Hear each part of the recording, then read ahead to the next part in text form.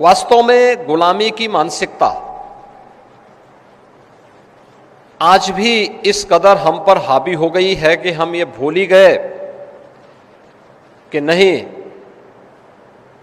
दुनिया की सबसे प्राचीन सभ्यता, सबसे प्राचीन संस्कृति अगर भारतीय संस्कृति है तो इसलिए है क्योंकि जब दुनिया में सभ्यता नहीं थी, संस्कृति नहीं थी, मानवीय जीवन मूल्यों के प्रति लोगों के मन में किसी प्रकार का कोई आग्रह नहीं था, तब भारत के अंदर सभ्यता अपने चरम उत्कर्ष पर थी। लेकिन उसका उद्देश्य किसी पर शासन करना नहीं था, किसी का स्वत्व जबरन हरण करने का नहीं रहा, बल्कि उसका उद्देश्य एक ही था जो हमारा वैदिक उद्घोष करता है, जो हमारे वेद कहते हैं कि सर्वे भवन्तु सुखिनः सर्वे सन्तु निरामया।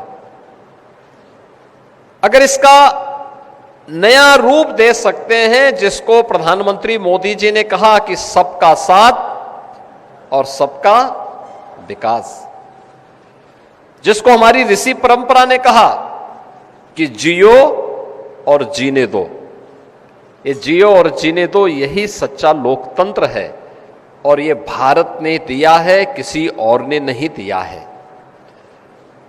याद करिए, प्राचीन काल में अगर राजा निरंकुश होता था तो वहां की गण परिषद निरंकुश राजा को, या राजा दुराचारी होता था, अत्याचारी हो जाता था, उसकी निरंकुशता को, उसके दुराचार की सजा देने के लिए उसे सत्ता से च्युत करने का अधिकार रखती थी। ये प्राचीन काल से हरेक कालखंड में देखने को मिला है।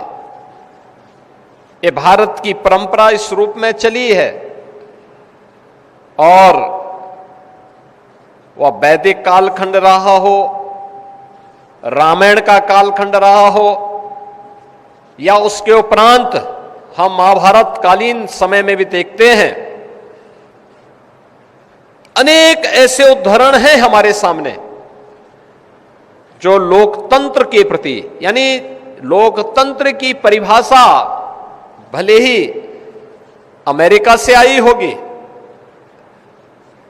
इब्राहिम लिंकन ने जरूर दिया होगा कि लोकतंत्र क्या है, कि जनता का शासन जनता के द्वारा जनता के लिए। सबसे छोटी परिभाषा यह लोकतंत्र की है, लेकिन सही मायने में इस प्रकार के शासन की व्यवस्था को देखना था तो यह प्राचीन काल से, वैदिक कालखंड से लेकर के अर्वाचीन काल तक यह भारत के अंदर हम सबको देखने को मिलता है। जनता की आवाज को सर्वोपरि रखना, जनता के महत्व को सर्वोपरि रखना। यहां पर आज के हमारे इस सत्र के मुख्य अतिथि महोदय ने अपने